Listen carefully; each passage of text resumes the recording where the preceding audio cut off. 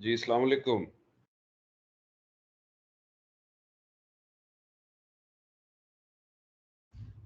वालेकुम सलाम सर। जी बेटा, आवाज़ आ रही है बेटा? जी सर, आ रही।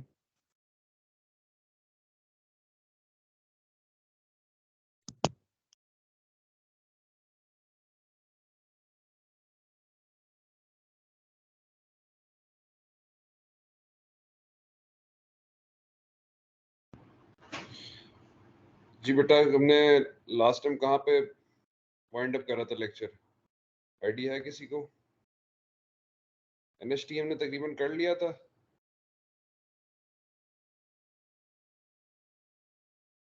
हाइड्रोटेटिंग हो गया था बेटा हमारा।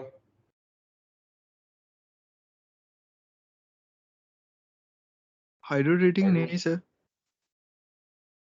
कंप्लीट नहीं हुआ था। मेरा ख्याल है कि एक minute, let me share the screen.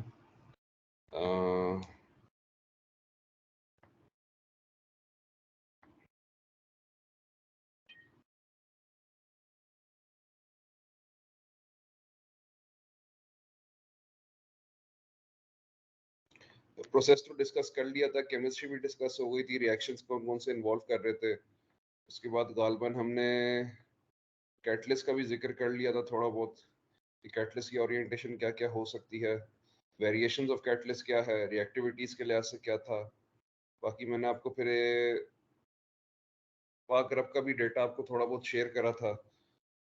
In corresponding के जितना रिएक्शन हमने यहाँ पे देखे हैं वो रिएक्शंस एज इट इज, या वही प्रोसेस की जो स्कीमेटिक्स हैं या डोमेन है वही मार्केट में फॉलो हो रहा है कि नहीं हो रहा। हाइड्रो नेफ्था हाइड्रोटेटिंग तो मेरा ख्याल है खत्म कर दिया था हमने। रिएक्टिविटीज देन रिएक्शंस, रिएक्शंस के बाद कुछ न्यूमेरिकल थे। न्यूमेरिकल भी वो गलबन डिस्कस तो नहीं कर रहे थे, अलबत्ता इजी टू अंडरस्टैंड न्यूमेरिकल है। न्यूमेरिकल तो देख लेना बेटा, 7.1 एंड 7.2 मैंने बताया था। आरएनएस इक्वेशन सिंपल यूज कर रहे हैं।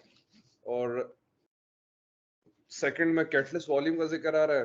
पहले में मोस्ट प्रोबेबली किस चीज का जिक्र था?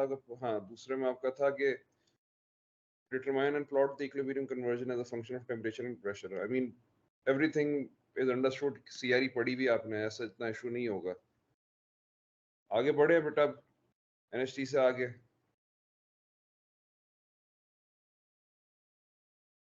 नेफ्था हाइड्रोटेटिंग में कोई ऐसी चीज जो ना समझ आई हो, या दोबारा हल्का सा एक ओवरव्यू ले ले।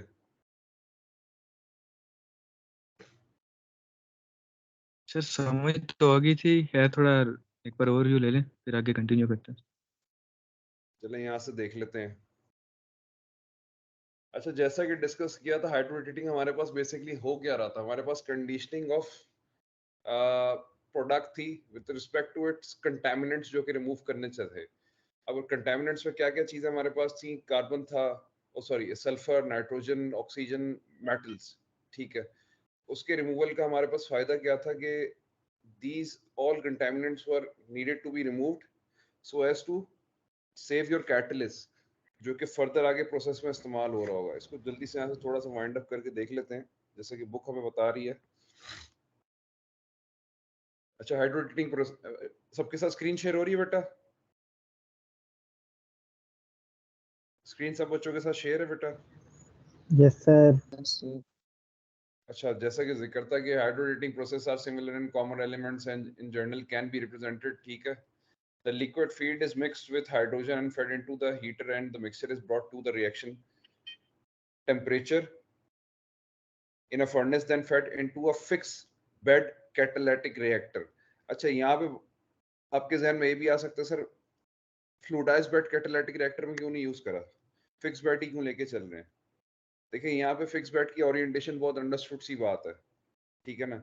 फ्लूइडाइज्ड बेड का यहाँ पे कोई कॉन्सेप्ट नहीं है। फिक्स बेड रखा हुआ है, कैटलिस्ट का एक बेड बैठा हुआ है। ठीक है ना। कैटलिस्ट के बेड पे आपको क्या हो रहा है? फीड का फ्लो आउट आ रहा है। और एलएचएसवी के जैसे कि जिक्र करा था, जो लिक्विड आवरली स्पेस वेलोसिटी की रिक्वायरमेंट थी आपकी with respect to the process, वो कितनी रखनी थी? बहरहाल, अच्छा, the effluent is cooled and hydrogen rich gas is separated using a high pressure separator, HP separator and LP separator. Pressure differences से आप क्या करते हैं, कहीं पे आप वेपर्स को सेपरेट आउट कर रहे हैं, कहीं पे आप लिक्विड्स को सेटल डाउन करा रहे हैं। ये एलपी सेपरेटर, एचपी सेपरेटर की जो ओरिएंटेशन है हमेशा यूज की जाती है। Before the hydrogen is recycled, hydrogen sulfide can be removed using an amine scrubber. वही चीज आगे हम amine solvents यूज कर रहे हैं for scrubbing H2S. Majoritatively यही यूज किया जाता है, amine ही यूज किए जाते हैं स्क्रबिंग के लिए। कोई बच्चा बोला नहीं सर इसके अलावा कोई और एफ्लुएंट यूज कर लेते हैं। Majority of the refiners basically वो करते क्या है, amine solvents ही यूज करते हैं। Okay, now if you look at the diagram, liquid feed along with makeup H2 is basically inserted into the furnace before it is preheated in an exchanger. When the desired temperature has been achieved, the desired reaction temperature has been achieved, that feed is basically pumped into the reactor. Here, the reactions take place, then the reactor effluents are basically forwarded again. They go towards the exchanger, heat exchanging this takes place. फिर cooling and separation करते हैं। यहाँ पे देखिए बेटा HP separator और LP separator लगा हुआ होगा कि वेपर्स आपने अलग सेपरेट कर लिए और लिक्विड्स आपने अलग सेपरेट करके फर्दर फ्रैक्शनेटिंग की तरफ लेके चले गए। क्योंकि यहाँ पे नेप्था हाइड्रोट्रीटिंग का जिक्र आ रहा है तो आप जहन में ये रखेंगे आपके पास यहाँ पे सेपरेशन के अंदर स्प्लिटिंग हो रही है। देखिए ट्रीटमेंट हो गई, जितने कंटेमिनेंट्स थे रिमूव होने थे वो हो गए। अलोंग द लाइन आपने क्या करा, उनको सेपरेट आउट करने के बाद आपने क्या करा, उसको स्प्लिट कर दिया। स्प्लिटिंग के बाद जो गैसेस थी वो चलेंगी आपके पास गैस ट्रीटिंग के लिए, जैसे कि गैस कंसंट्रेशन यूनिट का जिक्र करा था, और बकाया आपके पास कहाँ चली गई, फ्रैक्शनेटर की तरफ। Simple, that is your basic process. अच्छा, उसके बाद आपके पास दिस वाज द स्कीमेटिक, वो जनरल सी स्कीम थी। दिस इज फॉर नेप्था हाइड्रोट्रीटिंग, ठीक है ना। अच्छा, उसके आगे गालबन ये भी अंडरस्टूड सी बात थी। मिडल डिस्लेट भी समवट उसी तरह की है, मिडिल डिस्लेट को भी थोड़ा देख लेते हैं। नेफ्टा तो वाइंड अप हो चुका है, ठीक है। अच्छा, इसके टेम्परेचर्स, प्रेशर्स वगैरह ये आपके मेंशन होंगे, ठीक है ना। ये कहाँ थे, हाँ बिल्कुल, रिएक्शन, ठीक है। एक मिनट रुकें, बच्चे अभी भी ज्वाइन कर रहे हैं। अच्छा जी, आगे I think I won't discuss the middle distillate, या इसको देखना है या इसको आप पढ़ लेंगे, सेल्फ अंडरस्टूड सी बात है बेटा। इसको जल्दी से चलें और भी कर लेते हैं। Middle distillate is mainly composed of saturated paraffins and also some aromatics. अच्छा, middle distillates में आपके पास कौन कौन से वो products आ जाते हैं? Normally when we talk about middle distillate, we are talking about kerosene and diesel. Middle distillate हम इन दो product का जिक्र कर रहे होते हैं, ठीक है ना। अच्छा, which include, ठीक है, kerosene, jet fuel and diesel fuel are all derived from middle distillate fractions. Typical kerosene feed and product properties, ठीक है, अगर kerosene की feed है तो उसकी product properties क्या होगी, ठीक है ना। ये 80K जो है बेसिकली जो ग्राफ में टेबल 7.4 में गिवन है, sorry, that is aviation turbine kerosene. Aviation turbine kerosene कहलाती है, ठीक है ना। हैवी केरोसिन हो गई या व्हाटएवर इज द फीड। आपके पास क्या होता है, देखें होता क्या, अगर एरोमेटिक फीड है तो उसको क्या करते हैं, उसके हिसाब से उसकी ओवरऑल आपके पास कंटेंट लिखा हुआ है। फीड के अंदर अगर 20%, 22% एरोमेटिक्स है, नेप्था कितना है, kerosene HDS unit feed and product properties. That is your feed and these are your products. It can be naphtha, it can be ATK and it can be heavy kerosene. Depends on the refiner. हमारे पास पाकिस्तान में middle distillate हाइड्रोट्रीटिंग नहीं की जाती, kerosene की मिरॉक्स करते हैं हम लोग, मर्कैप्टन्स की ऑक्सीडेशन, यानी कि सल्फर का एक डेरिवेटिव जो कि हमने ऊपर केमिस्ट्री ऑफ हाइड्रोट्रीटिंग में डिस्कस करा था, ठीक है। In Pakistan merox process is done for kerosene. Diesel के लिए हम एज सच कोई प्रोसेस नहीं करते। डीजल हमारे पास कच्चा कच्चा जो ऑब्टेन हो जाता है, that is a big chunk of the cut. हाँ, सिमिलरली हम उसको मैक्सिमाइज करना चाहें तो वो एक अलग बात है, मैक्सिमाइजेशन के अलग प्रोसेसेस हैं, लेकिन पाकिस्तान में सिर्फ Pak Arab refinery is basically maximising it and also treating it towards diesel hydrodesulphurisation. उसका भी हम जिक्र कर लेंगे आगे जाके। अच्छा जी, फिर क्या कहता है, the feed content, the H2S weight fraction, ठीक है, फिर एटमॉस्फेरिक रेजिड्यू हाइड्रोट्रीटिंग, ये देख लेते हैं बेटा, ये थोड़ा सा जो है ना कॉम्प्लिकेटेड है। इसके अंदर अगर हम देखें, देखिए केरोसिन को ये मिडिल डिस्टिलेट्स का जिक्र कर रहा था जब, तो हमने क्या करा, सिंपल देखें वही डिस्कशन कर लेते हैं। The feed stream is combined with recycled hydrogen and make up hydrogen and are heated in a fired heater. The reactor effluent is separated in a high pressure separator into a liquid and recycled hydrogen. वही बात है, LP separator, HP separator. The liquid is then flashed into the low pressure separator, producing a gas which is sent to the C3C4 recovery unit. यानी वही बात आ गई, gas concentration unit में आप उसने आपने भेज दिया, क्योंकि मेजोरिटी अगर चंक यहाँ पे C3C4 एंड लाइटर गैसेस का प्रोड्यूस हो रहा है, आप क्या करेंगे, वही ना LP separator and HP separator से आपके पास ये चीज तो ऑब्टेन हो जाएगी। आफ्टर दैट आप उसको उसी सिस्टम में मेंटेन नहीं रखेंगे, आप उसको रीराउट कर देंगे आगे की तरफ, ठीक है। And a liquid is which is sent to the fractionator which produces gases naphtha, hydrotreated diesel. Hydrogen sulfide scrubber and gas purging are usually used to improve the quality of recycled hydrogen. वही simple understood। एक second बेटा,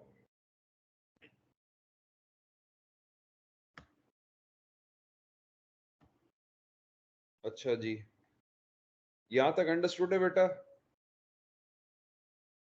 ये diesel fuel हाइड्रोट्रीटिंग unit का जिक्र आ गया। देखिए same process है, रिएक्टर वही रिएक्शंस टेक प्लेस करते हैं, जाहिर सी बात है there is some temperature, definitely gases would be produced, naphtha is also produced, ठीक है ना। नेफ्था का बहुत बड़ा चंक नहीं होता, नेफ्था का कुछ रेशियो होता है, माइन्यूट सा रेशियो होता है, लेकिन उसका एक कह लें कि सर्टेन फ्लो रेट होता है आपके पास।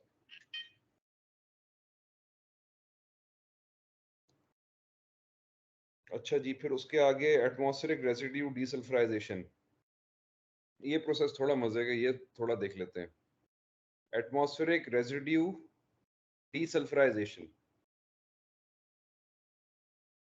The atmospheric residue can be desulfurized using the process shown.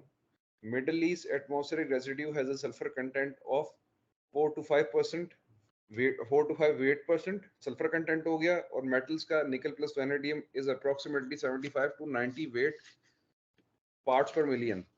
The purpose of this process is to remove most of the metals and reduce sulfur content in the product to less than 0.5 weight%. In Pakistan, atmospheric residue desulfurization is not done. जरूरत ही नहीं पड़ती हमारे, वजह हमारे पास जो crude का जो बेटा बेसिकली यूजेज है, उसके अंदर हमारे पास एज सच इस लेवल पे नहीं होता। देखिए मिडिल ईस्ट एटमॉस्फेरिक रेजिड्यू का जिक्र कर रहा है, it is not talking about light Arabian light, it is not talking about Qatar marine या मरबन या अपर जाकुम या लोअर जाकुम, जो जो तीन हमारे पास मुल्क हैं जहां से हमारे पास ये तेल आता है, कमोबेश यही तेल इंपोर्ट होता रहता है। This is what the process PFD looks like.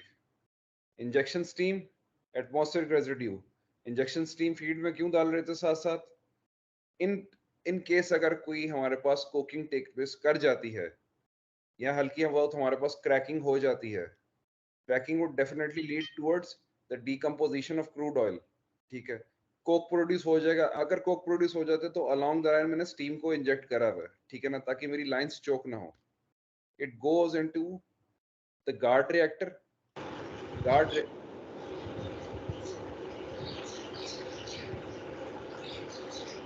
38 बेटा, माइक कंट्रोल करें अपना, आपको तो आप खुद को कंट्रोल नहीं कर सकते, लेकिन माइक को कर लें।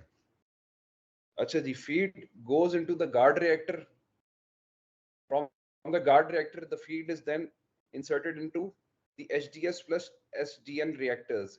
HDS hydrodesulfurization, hydrodenitrogenation, ठीक है बेटा, वही हो गया फर्स्ट रिएक्टर।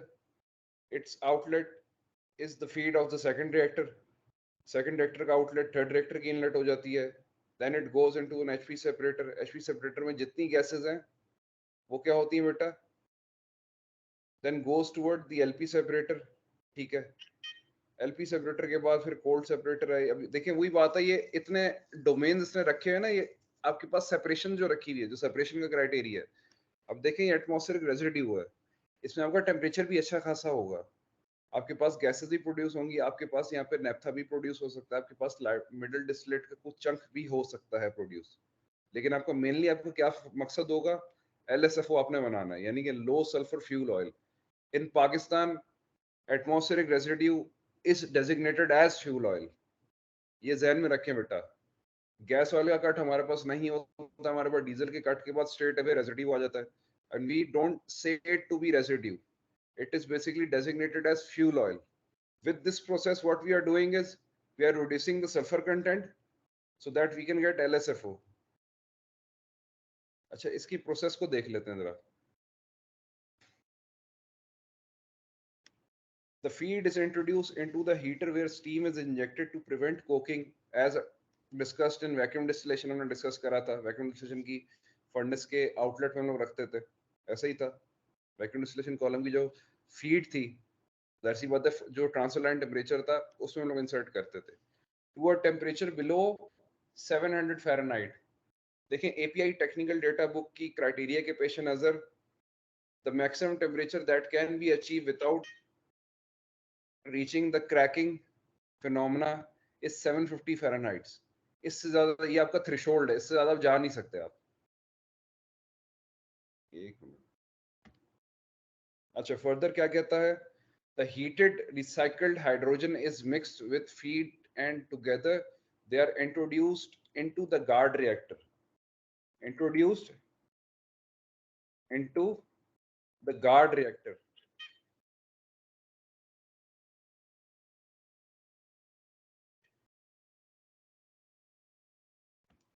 अच्छा जी, फिर क्या होता है, which contains a hydrogenation catalyst similar to that in the main reactor but usually cheaper। the catalyst should have white pores।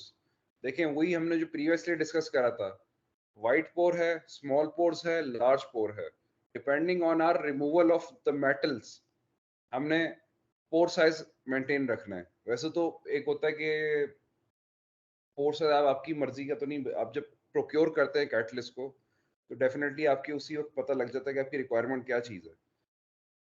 You being the refiner, आपकी मर्जी है, आप वाइट पोर पे जाते हैं, लार्ज पोर पे जाते हैं या स्मॉल पोर्स पे जाते हैं।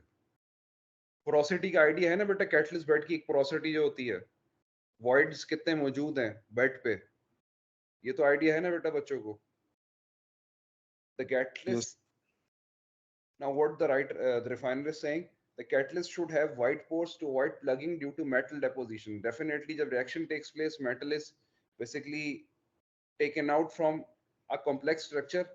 अब जितना मेटल आपके पास फ्री रेडिकल के तौर पे मौजूद है, वो क्या करेगा बेटा, सीधे जाके कैटलिस्ट की सरफेस पे चिपक जाएगा, ना कि दीवारों पे चिपके। In the reactor, the organometallic compounds are hydrogenated and metal is deposited। Salts from crude desalters are also removed here। If there are any salts still available in the process, होंगे, definitely होंगे। Even though आपने 2-stage desalting system भी लगाया हुआ है जहाँ पे 99% removal है, 100% is never achieved। वो कहीं ना कहीं आपका salt मौजूद होता है, ठीक है। Due to the fast deactivation of this catalyst, usually 2 reactors are used and the catalyst is changed in one of them while the other reactor is still online। In Pakistan, orientation for 2 reactors मेरा नहीं ख्याल exist करती है, क्योंकि हमारे पास बेटा पैसे ही इतने कम होते हैं। कैटलिस्ट, जाहिर सी बात, इतना वाफर मकदार में पैसा ना रिफाइनर खर्च करता है, ये कैटलिस्ट आप बहुत ज़्यादा मकदार में मंगाते हैं। कैटलिस्ट समवट आपके पास एक सर्टेन क्वांटिटी में आता है जो प्रोक्योर करते हैं रिफाइनर्स। वेदर इट बी पाकर आपके पास तो थोड़ा एक इशू नहीं होता कैटलिस्ट का, क्योंकि that is a JV as compare to other companies in Pakistan जो कि जेवी नहीं है। वाइको इज अ सेठिया कंपनी है, एनआरएल भी आपकी एक सेठिया कंपनी है, ठीक है ना। NRL and Attock refinery both are from the same group, फेरो ग्रुप की हैं, ठीक है। उसके बाद हमारे पास पाकिस्तान रिफाइनरी है, ठीक है ना, पाकिस्तान ओन्ड है, गवर्नमेंट ऑफ पाकिस्तान ओन्ड है। अच्छा, मतलब part of it is owned by Pakistan government. अच्छा, the catalyst in the guard reactor contains 8% of the total catalyst used in the process। यानी कि इनिशियल वो थोड़ा बहुत यूज करके फर्दर जो main chunk of the reactors है जो कि HDS एंड HDN था, जो हमने जिक्र करा था काल्पन, HDS एंड HDN मेन आपके रिएक्टर फिल्ड अप इसी जगह पे होंगे, ठीक है। लेकिन वो कह रहा है कि हमने गार्ड रिएक्टर पहले भी इंस्टॉल करके रखा हुआ है फॉर आवर ओन अंडरस्टैंडिंग, कि हाँ भाई हमारे पास हम पहले पहले थोड़ा सा इनिशिएट करा देते हैं रिएक्शन को, क्योंकि टेम्परेचर तो फीड जो फायर हीटर के बाद हमारे पास ऑपरेट हो चुका है। बेटा ये बच्चे अभी इतना लेट क्यों आ रहे हैं? बच्चों से बोले जल्दी ज्वाइन कर लें। अच्छा जी आगे, desulfurization, denitrification and hydrodemetallization reactions require severe conditions. Why severe conditions? क्योंकि आपके पास फीड क्या है बेटा, feed is also very heavy, ना आपके पास कोई मिडिल डिस्टिलेट की फीड है, ना आपके पास नेफ्था की फीड है, ठीक है ना। जाहिर सी बात है जितना आप इसमें आपकी कार्बन की चेन्स एक्सीडिंगली हाई होती हैं एज कंपेयर टू नेफ्था हाइड्रोट्रीटिंग और मिडिल डिस्टिलेट हाइड्रोट्रीटिंग, ठीक है ना। होता क्या है आपके पास severity of temperatures are also required, severity of pressures are also required. 3 to 4 reactors are usually used with different combinations of catalysts to achieve desired objectives. As previously discussed, cobalt molybdenum रखना है, nickel molybdenum रखना है, या nickel molybdenum / tungsten रखना है, आपकी requirement क्या है? यहाँ पे 3 reactors का जिक्र है, जाहिर सी बात है फिर उसने ओरिएंटेशन उसी लिहाज से रखी होगी कैटलिस्ट की। अब ये जो प्रोसेस है बेटा ये पाकिस्तान में फीजिबल ही नहीं है, मतलब अंदाजा लगा लो उसने क्या किया, यानी कि डीसल्फ्राइजेशन का कैटलिस्ट की आपने अलग एक चीज पड़ी हुई है, डीनाइट्रिफिकेशन की आपने अलग एक चीज पड़ी हुई है, हाइड्रो डीमेटलाइजेशन के लिए आपने अलग तरीके कार पड़ा हुआ है। अब different sorts of catalyst can not be bought by refiners in Pakistan, वो इतना ज्यादा इस पे जाते ही नहीं है। हम क्या करते हैं, हम इनिशियली क्रूड ही इतना अच्छा इंपोर्ट करते हैं कि हमारा मेजोरिटी चंक डीजल ही निकलना चाहिए। किसी को अभी ये पता है कि बेटा हमारे पास डीजल के पेट्रोल के क्या रेट्स हैं अभी रिसेंट?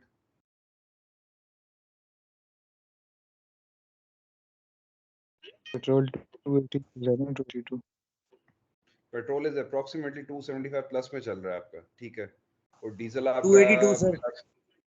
282, okay good. डीजल का आइडिया है किसी को? सर डीजल की सेम है, बस ये याद नहीं कितनी है। Diesel I think so it's 290 plus, I think so it is. अच्छा ठीक है, अच्छा 3 to 4 reactors are usually used with different combinations of catalysts to achieve desired objectives. In some units there is a provision for online catalyst replacement in the guard reactor. अब ये online catalyst replacement in the guard reactor बेटा हमारे पास ऐसा नहीं होता, unit shutdown पे जाता है हमारा, फिर कैटलिस्ट ऑफलोड होता है, देन लोड आउट होता है न्यू कैटलिस्ट, ठीक है। हम लोग ऑनलाइन कैटलिस्ट रिप्लेसमेंट नहीं होती। जो एक प्रोसेस आपके पास जो कि कंटिन्यूस कैटलिस्ट रीजनरेशन की लगी हुई है, वो भी पाकर अब रिफाइनरी में ही लगी हुई है, अलॉन्ग विथ व्हाट, प्लेटफॉर्मर के साथ। अच्छा आगे, the stream leaving the guard reactor is quenched with cold recycle hydrogen and introduce. जी बेटा सवाल है कोई? जी सर। सर ये दोबारा बता दीजिएगा, ऑनलाइन कैटलिस्ट रिप्लेसमेंट कैसे होती है? ऑनलाइन प्लांट में कैसे वो रिप्लेस कर देते हैं? देखें साथ कैसे साथ होते जो है हैं? ना इन्होंने एक, मैं आपको बताता हूँ, ये एक आपके पास एक प्रोसेसिंग स्कीम है that is of continuous catalyst regeneration. अब जैसे जैसे आपके पास देखें कैटलिस्ट पे मेटल डिपॉजिट होते जा रहे हैं अलोंग द मतलब कह लें प्रोसेस के टाइम के लिहाज से आपकी एक्टिवेशन डिक्रीज होती रहती कैटलिस्ट की, ठीक है ना। आप क्या करते हैं उसको at the same spot you take some of the catalyst, it goes into the regeneration section, जहाँ पे कैटलिस्ट को आप रीजनरेट करते हैं, क्या करते हैं उसके ऊपर कोक को बर्न करते हैं, अगर मेटल्स हैं उसको रिमूव करते हैं, देन इट इज अगेन री introduce into the guard reactor. अब ये ऑनलाइन सिस्टम से मुराद ये आपके कंटिन्यूस कैटलिस्ट रीजनरेशन है, ये अलग से एक यूनिट इंस्टॉल होता है। ये कह रहा है देखो internationally it is basically in use, in Pakistan ऐसा नहीं है। पाकिस्तान में तो बेटा मैं आपको भी बता रहा हूँ ना कि हमारे पास NHT ही यूज हो रही है प्रोसेस, ठीक है ना। NHT के अलावा हम और कोई हाइड्रोट्रीट कर नहीं रहे। इन केस अगर उसने बोला कि कुछ जगहों पे in some units continuous catalyst regeneration takes place along the process, ठीक है ना, कंटिन्यूसली होती रहती है वो। आगे जाके जब प्लेटफॉर्म पे आएंगे ना हम लोग इंशाल्लाह, तब आपको CCR की प्रेजेंटेशन भी आपको दिखा दूंगा, वो आपको और अंडरस्टैंडिंग अच्छी आ जाएगी इंशाल्लाह। अच्छा ठीक है, the main reactions of hydro demetallization, hydrodesulfurization, denitrogenation, and aromatic hydrogenation takes place in the reactors. The flow diagram also contains high and low pressure separators, recycled hydrogen stream with an online amine treatment and purge. The liquid stream from the separators are sent to the fractionator to produce naphtha, diesel, and low sulfur fuel oil. The ARDS unit reactor temperature is increased at the end of the run to burn off any deposited carbon while where thermal cracking occurs at these temperatures. Definitely it will occur. Even though 700 Fahrenheit is not that much high, but still there is a provision of cracking and cracking will take place. Cracking cannot be avoided. आप cracking को ऐसा नहीं कह सकते कि sir वो 0.2% cracking हो रही है 0.3% हो रही है नहीं आपके पास एक सर्टन रेशो आपने रखा होता है कि आपका एक्सेप्टेबल क्रैकिंग कितनी है आपका कितनी को बर्दाश्त आप कर सकते हैं एक मिनट बेटा बच्चे अभी भी ऑनलाइन आ रहे हैं बेटा ये किसकी ये 45 अपना बेटा 45 बेटा अपना कैमरा बंद करें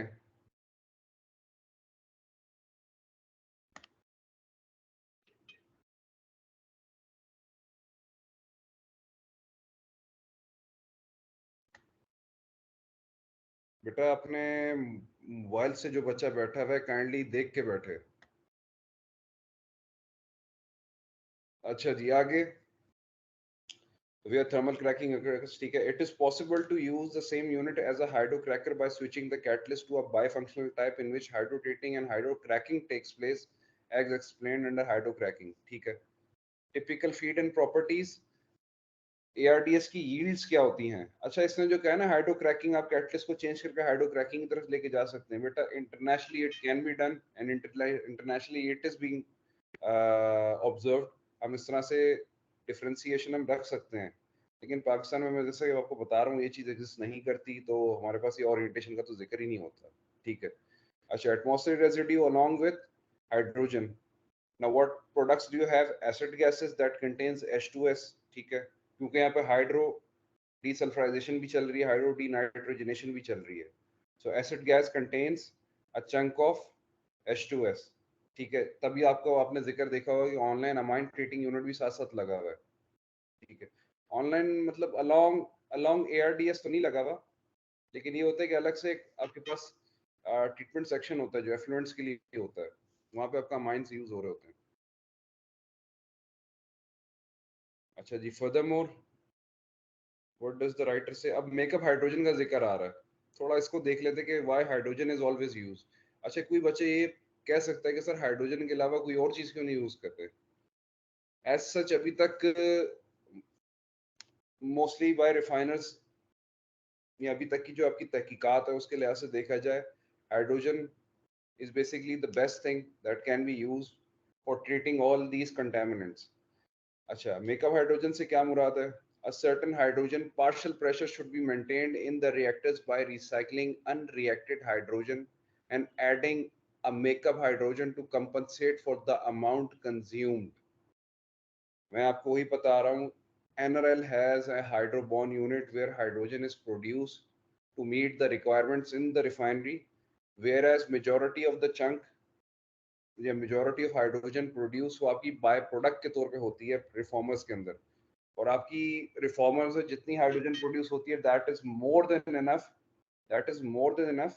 कि हम उससे इजीली क्या कर सकते हैं यूज कर सकते हैं wherever it is needed in the refinery ठीक है the makeup hydrogen can be calculated by the following expression that is hydrogen that is present in the feed minus the hydrogen consumed for chemical requirements minus the hydrogen purged minus the amount of hydrogen dissolved in the product. Now, what is the requirements for hydrotreating? The chemical requirement, that is the amount of hydrogen required to remove impurities such as sulfur, oxygen, nitrogen, olefins, and organometallic compounds according to the stoichiometry of these reactions. Sometimes it might be required to convert aromatics and naphthenes to corresponding paraffins. वही बात आ गई अगर aromatics होंगे तो आप उसको नेप्थीन्स पे लेके चले जाएंगे नेप्थीन्स का दूसरा नाम क्या होगा बेटा नेप्थीन्स का दूसरा नाम क्या होगा बेटा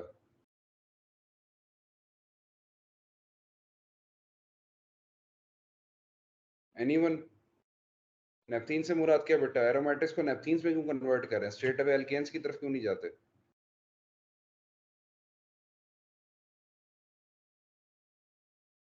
नेपथीन्स आपकी साइक्लिक एल्केन्स है, जैसा कि मैंने बताया था, सिंगल बॉन्डेड साइक्लिक एल्केन्स.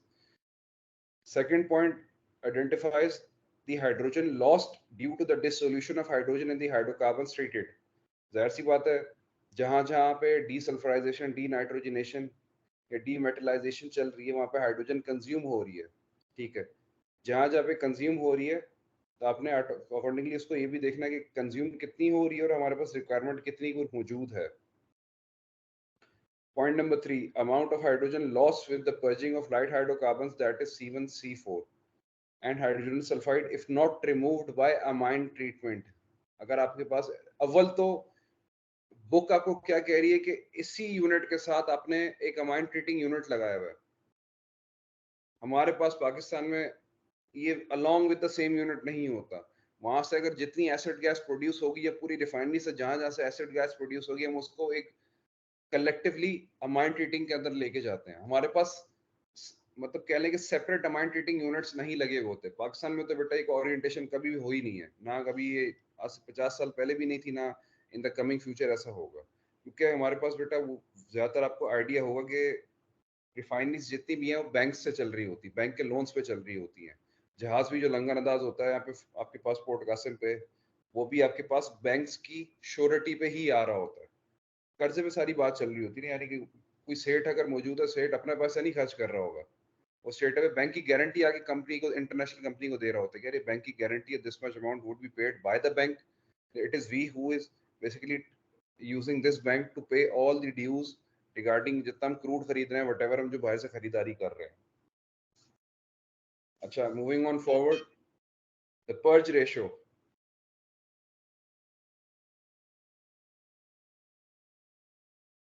यहाँ तक मेरा नहीं ख्याल कोई ऐसी चीज जो ना समझ आई हो. सिंपल पीएफडीज हैं, उसकी छोटी मोटी केमिस्ट्री बयान की हुई है. ठीक है, the volume of hydrogen in the purge gas to the volume of hydrogen in the makeup gas. Purging ratio हमने उस लिहाज से लेके चलनी है. ठीक है, now the purge requirements, operating conditions. ये बेटा ये चीज बड़ी कंसिडर करने वाली है. ऑपरेटिंग कंडीशंस का क्या जिक्र है? The operating conditions of the hydrotreating processes include pressure, temperature, catalyst loading, feed flow rate and the hydrogen partial pressure. Pressures अगर आपके पास मेंटेन नहीं है तो आपने सिंगल स्टेज, डबल स्टेज या मल्टी स्टेज अपने कंप्रेसर्स यूज करे हुए होते ताकि आप प्रेशर भी मेंटेन रखते रहें. The hydrogen partial pressure must be greater than the hydrocarbon partial pressure. High pressure and high hydrogen flow rate would ensure that increasing hydrogen partial pressure improves the removal of sulfur and nitrogen compounds and reduces the coke formation. देखिए, जितने temperature ज्यादा होगा आपका reaction rate भी ज्यादा जाएगा. ठीक है, काइनेटिक्स आपकी इंप्रूव होगी, लेकिन टेम्परेचर्स आपने एक्सीडिंगली हाई नहीं रखने, क्योंकि टेम्परेचर जब हाई एक्सीडिंगली हाई हो जाएंगे तो थर्मल क्रैकिंग टेक प्लेस करती है, and that can not be avoided. That can not be avoided. Similarly आपका इफेक्ट कहाँ पे आएगा? आपकी कैटलिस्ट पे आएगा. देखिए, प्रोडक्ट की मतलब कह लें कि स्पेसिफिकेशंस मीट अप हो रही है नहीं हो रही, ये इतना मसला नहीं होगा आपके लिए. मेन चीज आपका कैटलिस्ट अगर आपका डिस्टर्ब हो गया, कैटलिस्ट आपका मतलब कह लें डीएक्टिवेशन की तरफ ज्यादा चला जाता है ड्यू टू कोकिंग, तो फिर होगा क्या बेटा? High space velocities result in low conversion, low hydrogen consumption and low Coke formation. The range of operating conditions for hydrotreating of different heat fractions is given in table 7.9. अब ये आपके पास बेटा आ गई क्या चीज? Different process parameters. Coming towards various feedstocks. Various feedstocks के लिहाज से देखें, अगर नेफ्था यूज हो रहा है तो उसकी बॉइलिंग रेंज 70 to 180 है. If you are employing kerosene और middle distillates, kerosene and gas oil को डीजल ट्रीट कर लें आप. ठीक है, 160 to 240, 230 तो 350, 350 to 550 centigrades vacuum gas oil के चक्कर में, और रेजिड्यू का जिक्र आ रहा है तो मोर देन 550 जा रही है कहानी. ठीक है, यानी कि अप्रोक्सीमेटली 273 यानी 750 बिलो ही जा रहा है. 750 बिलो ही जा रहा है. ऑपरेटिंग टेम्परेचर्स कितने हैं? 260 to 300 in case of naphtha, For kerosene, definitely 3 to 340. For gas oil, 320 to 350. और वैक्यूम गैस ऑयल 360 से 380. ऑपरेटिंग टेम्परेचर आप 400 एक्सीड नहीं करता आपका. 400 कभी एक्सीड नहीं करेगा, क्योंकि देखिए एक तो ऑलरेडी अपने फीड का अपना टेम्परेचर होगा, फिर वो हीटर में जाके अलग आप उसको टेम्परेचर प्रोवाइड कर रहे हैं. ठीक है. Now coming towards the hydrogen pressure. अब आप बार्स में बेटा नोट डाउन कर लें कि बार्स में कितना हाई प्रेशर रिक्वायर्ड होता है. जितनी सेवेरिटी से आपको रिमूवल करना है मेटल्स का, सल्फर का, ऑक्सीजन की रिमूवल है, उतना आपका प्रेशर इंक्रीज होता जाएगा. लेकिन हाइड्रोट्रीटिंग अगर देखी जाए नेफ्था के पेश नज़र, तो हाइड्रोजन का प्रेशर इतना ज़्यादा नहीं है एज कम्पेयर टू जैसे जैसे कार्बन की चेन बढ़ती हुई जा रही है, आपका हाइड्रोजन का प्रेशर भी बढ़ता हुआ जा रहा है. क्योंकि डेफिनेटली आपको इस हाइड्रोजन ने जाके उस कार्बन की चेन को पहले पेनिट्रेट करना होगा. जितनी कॉम्प्लेक्स कार्बन की चेन होगी, उतना कॉम्प्लेक्स आपका प्रेशर रेटिंग हो जाएगी. अच्छा, कंजम्पशन वेट परसेंट में कितनी है? बहुत ज़्यादा कंजम्पशन नहीं होती, बहुत ज़्यादा कंजम्पशन नहीं है. नेफ्था में तो आपके पास कह लें बहुत माइन्यूट सी कंजम्पशन है, क्योंकि ज़्यादातर आपका काम क्या चल रहा होता है, कैटलिस्ट का मेन चीज़ होती है. LHSV, LHSV की डेफिनेशन पता है किसी बच्चे को? Liquid hourly space velocity. Liquid hourly space velocity गालबन डिस्कस करें हमने कभी? एनीवन?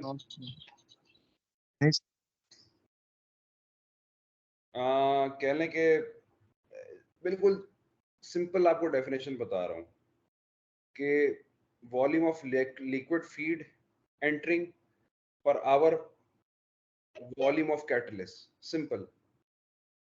लिक्विड फीड और कैटलिस्ट वॉल्यूम का जो रेशियो है दैट इज कॉल्ड LHSV.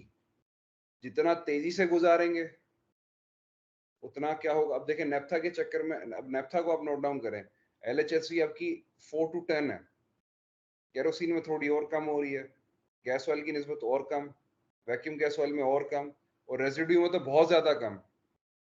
क्योंकि जितना टेम्परेचर हाई है उतना आपने स्लोली उसको मूव आउट कराना है कैटलिस्ट के बेड के हिसाब से. कैटलिस्ट के बेड से अगर मैं बहुत फास्टली रिमूव उसको मतलब लेके चलता हूँ, तो जो भी फीड होगा, जैसे कि LHSV का जिक्र करा आपको, यानी कि दोनों का रेशियो है volume of feed entering liquid feed to the volume of catalyst on the bed. आपने क्या करना है, जितने आपके पोर्स वाले पोरस कैटलिस्ट जो मौजूद है that needs to be submerged in along with the coming liquid feed. यानी जितने आपके पास कैटलिस्ट का बेड मौजूद है, उसमें जितने भी कैटलिस्ट हैं, आपकी कोशिश ये होगी कि फीड कैटलिस्ट के एक एक पार्टिकल से, एक एक पोरस पार्टिकल से गुजरती भी जाए. जितनी तेजी से जाएगी उतना हमारे पास ये पॉसिबिलिटी हो सकती है कि टोटल बेड हमारा कंज्यूम नहीं हुआ, या टोटल लिक्विड फीड पूरे बेड को कंज्यूम करती हुई नहीं गई. इस लिहाज से जिक्र किया जा रहा है.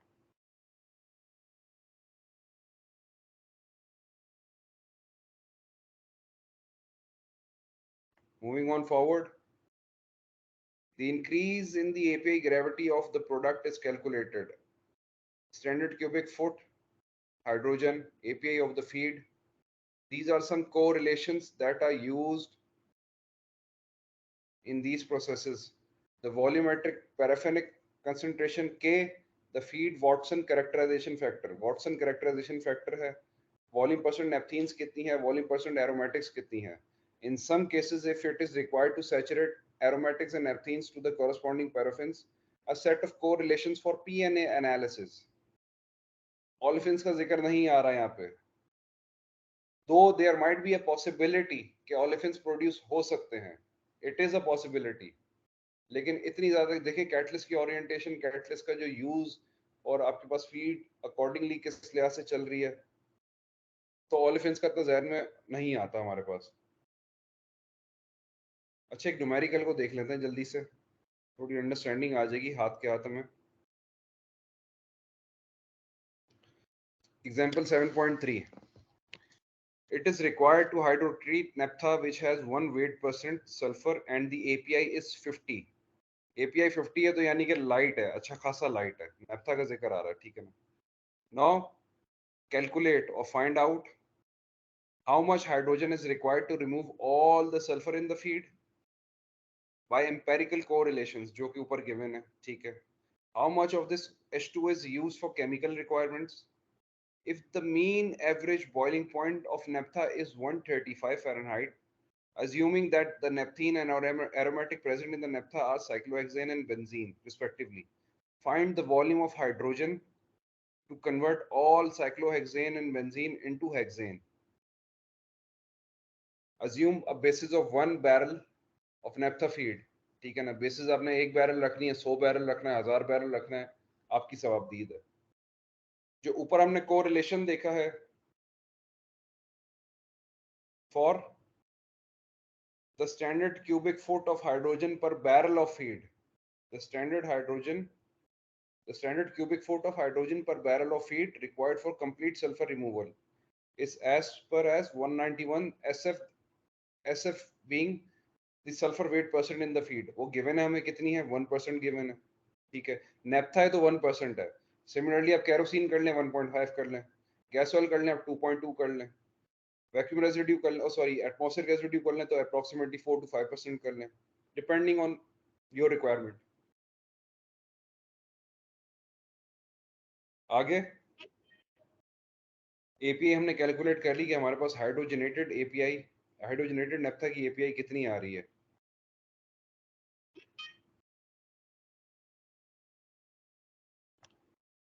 अच्छा जी, अब एपीआई ऑफ प्रोडक्ट, ये जो हमने ऊपर देखा था, the increase in the API gravity of the product is calculated by 0.01 into SCFB H2 plus 0.036 into API of the feed। यानी इक्वेशन 7.22 से हमने कैलकुलेट करके हमने अप्रोक्सीमेटली पता कर लिया कि हमारी फीड की एपीआई में कितना फर्क आ रहा है, 0.7 का फर्क आ रहा है, इजिली 0.7 का फर्क आ रहा है, क्योंकि हमने पहले तो इनिशियली हाइड्रोजन का कैलकुलेट करा, उसी हाइड्रोजन की कैलकुलेशन रिक्वायरमेंट मतलब हाइड्रोजन रिक्वायर्ड फॉर डीसल्फराइजेशन, उसको हमने कोरिस्पॉन्ड करते हुए हाइड्रोजनेटेड नेप्था की, यानी कि चेंज्ड एपीआई हमारी कितनी है, माइन्यूट से चेंज आया, 0.7 का फर्क आया। अब बात आ जाती है केमिकल हाइड्रोजन रिक्वायरमेंट कितनी थी हमारी। देखिए हमारे पास density of feed is 273 pounds per barrel, ठीक है, डेंसिटी हमारे पास ये गिवन है, एपीआई ग्रेविटी आपको गिवन है तो आप वहां से आप कैलकुलेट कर सकते हैं, पाउंड से बैरल में जाना इतना मुश्किल नहीं है। Given API is 50। Now for the amount of sulfur, it is approximately 2.73 pounds per barrel. Now moles of sulfur, sulphur का आपको पता है मॉलिक्यूलर वेट से इसको डिवाइड कर हमारे पास इतने मोल्स पर बैरल बन रहे हैं। For reaction S plus H2 gives H2S। Considering this reaction to be a irreversible reaction, ये irreversible reaction है बेटा, ये कंसिडर आप ध्यान में रख रहे हैं कि जितना आपके पास सल्फर मौजूद है, whole of the sulfur is getting converted into H2S।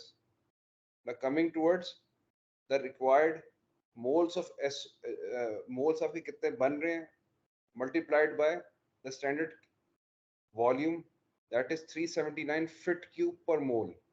तो इतनी आपके पास हाइड्रोजन की रिक्वायरमेंट आ गई 32.3 फिट क्यूब पर बैरल के हिसाब से।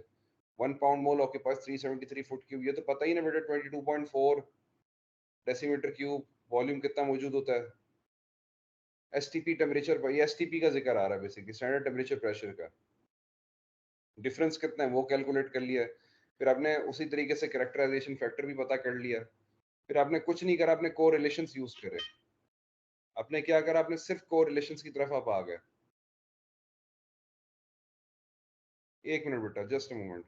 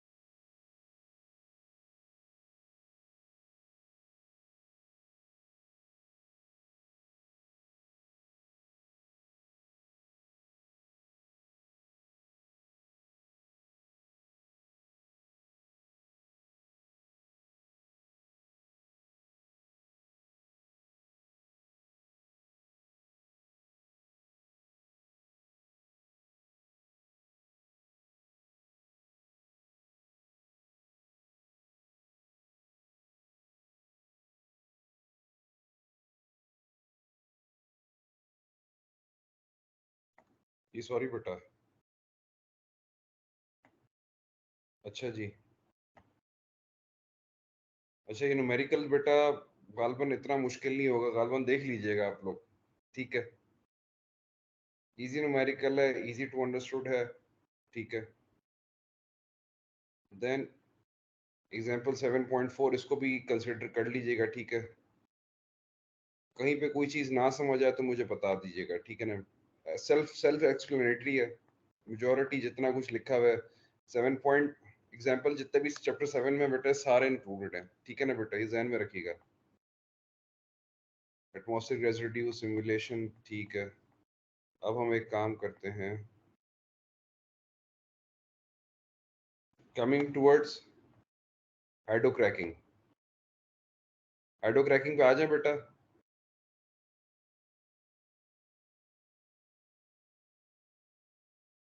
हाइड्रोटेटिंग में कोई इश्यूज वगैरह कोई हो मसला मसाइल तो उसको हम देख लेंगे इंशाल्लाह फिजिकल क्लासेस में।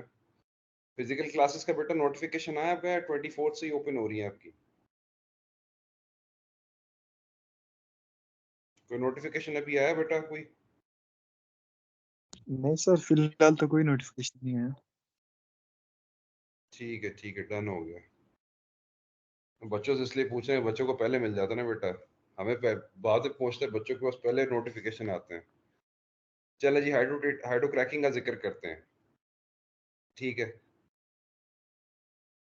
सबके साथ स्क्रीन शेयर्ड है बेटा? किसी का ऐसा तो नहीं है डिस्टॉर्ट हो रही है? ओके। शेड है। Hydro cracking is a catalytic hydrogenation process in which high molecular weight feedstocks are converted and hydrogenated to lower molecular weight products. Higher molecular weight means high carbon chains. High carbon chains are basically converted into lower carbon chains. ठीक है? The catalyst used in a hydrocracking is a bifunctional one. ठीक है ना? It is composed of a metallic part which promotes hydrogenation and an acid part which promotes cracking. Hydrogenation removes impurities in the feed such as sulfur, nitrogen. जो hydrogenation का एक main हमने juice पढ़ा हुआ है, as previously discussed. Now coming towards cracking, definitely it will break the bonds. Dual bond होंगे, triple covalent bonds होंगे, इसको further double covalent में तोड़ेगा, फिर double covalent से फिर जाएगा single covalent bonds के अंदर. Bonding से आपको idea है. And the resulting unsaturated products are consequently hydrogenated into stable compounds. Now, what is the purpose of hydrocracker in a refinery? Main conversion processes in the refinery as in figure 7.9. अब आप note down करें कि हाइड्रोक्रैकर में आप किसको hydrocrack कर रहे हैं नॉर्मली, या तो रेजिड्यू को करते हैं या वैक्यूम गैस ऑयल को हाइड्रोक्रैक करते हैं। At the end what is your requirement, what is your fundamental requirement? आपने या तो मिडिल डिस्टिलेट्स बनाने हैं या आपने लाइट डिस्टिलेट्स या आपने लाइट फ्यूल्स बनानी है, ठीक है ना। लाइट फ्यूल्स में आपके पास गैरोसिन, डीजल एंड गैसोलीन। अगर गैसोलीन का जिक्र आ रहा है, वैसे तो हम एफसीसी से गैसोलीन बना लेते हैं जितनी बनानी होती है हमने, ठीक है ना। अगर हमें अपार्ट फ्रॉम दैट हमें और गैसोलीन प्रोड्यूस करनी है, लेकिन मेजॉरिटेटिवली देखें कैरोसिन और डीजल पे क्यों जा रहा है, कैरोसिन और डीजल पे क्यों जा रहा है, क्या वजह है? देखें बेटा, ये आपके पास मोस्ट प्रॉफिटेबल प्रोडक्ट्स होते हैं रिफाइनरीज में। एक आप कभी आपने ये चीज नोट करिए कि रिफाइनरीज जो हाई ऑक्टेन ब्लेंडिंग कंपोनेंट बनाते हैं, यानी जो रिफॉर्मेट्स बन रहे होते हैं, जो आइसोमरेट्स बन रहे होते हैं, इन यूनिट्स की कैपेसिटी इतनी एक्सीडिंगली हाई नहीं होती। इसकी हाई इसलिए नहीं रखी जाती क्योंकि आपके पास कैटलिस्ट बेटा आपने एक दफा खरीद लिया ना तो आपने मेमनो की तरह चलाना है। आपकी कोशिश ये होती है, ऐसा नहीं कि आपने अभी कैटलिस्ट आपने प्रोक्योर करा है, विद इन 6 मंथ आपका कैटलिस्ट सारा का सारा डीएक्टिवेट हो गया, आपने फिर दोबारा मंगवा लिया। इवन तो आपके पास इन्वेंट्री में एक चीज मौजूद होती है, लेकिन इसका मकसद ये नहीं होता। रिफाइनर्स बेसिकली करते क्या है कि जितना ज्यादा खींच खींच के इस्तेमाल किया जा सकता है with respect to their process requirement, उस लिहाज से इस्तेमाल करते रहते हैं। अच्छा, its mainly used to produce middle distillates of low sulfur content such as kerosene and diesel. If mild hydrocracking is used, अच्छा hydrocracking as a reaction does take place, it is present in hydrotreating, sorry platforming के अंदर या isomerisation के अंदर हाइड्रोक्रैकिंग exist जरूर करता है, लेकिन हम इसको इतना फेवर्ड नहीं देते हैं हम उसको, ठीक है ना। ये हाइड्रोक्रैकर एज इन इट्स होल एक चीज चल रही है, ठीक है ना। अच्छा, more recently it has been used to remove wax by catalytic dewaxing and for aromatic removal by hydrogen saturation. This has been applied to the lube plants. अच्छा, lube plants in Pakistan कितने हैं?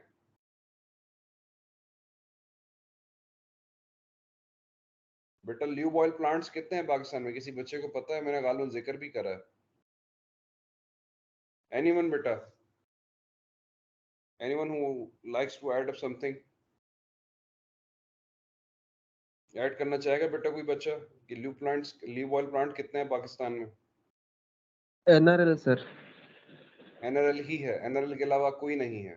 अच्छा, NRL is not employing catalytic dewaxing, वहां पे solvent डिवैक्सिंग चल रही है, यानी कि MEK का जिक्र चलता है वहां पे, मिथाइल इथाइल कीटोन, ठीक है ना।